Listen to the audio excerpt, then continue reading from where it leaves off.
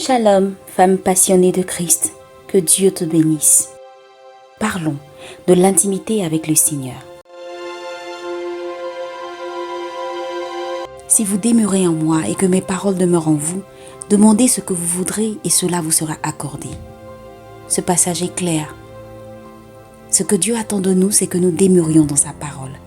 Ce que Dieu attend de nous, c'est que nous puissions être intimes avec lui, afin que tout ce qu'on lui demande, tout ce qu'on veut voir s'accomplir dans nos vies puisse se réaliser.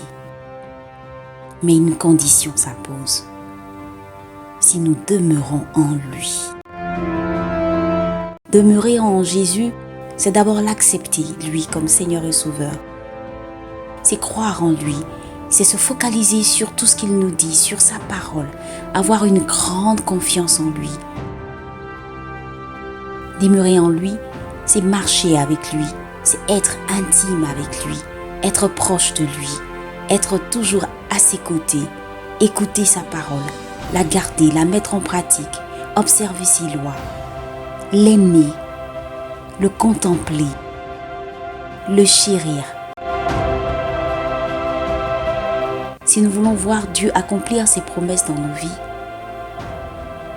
il nous faut une intimité sincère avec le Seigneur. Alors toi qui m'écoutes, femme, je voudrais te dire tout simplement que tu as besoin d'être intime avec le Seigneur. Tu as besoin de l'accepter véritablement, de marcher avec lui, d'aller plus loin avec lui. Tu as besoin de le connaître davantage. Tu as besoin d'être cette femme au pied du Seigneur.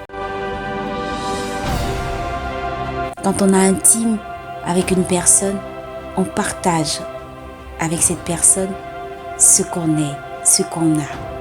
On lui donne notre cœur, on lui donne notre amour, on lui donne notre joie, on lui donne notre vie.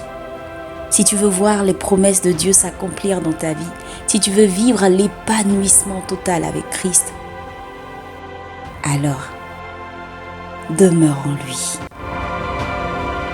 L'intimité avec le Seigneur, c'est ce qui t'aidera à être épanouie, femme.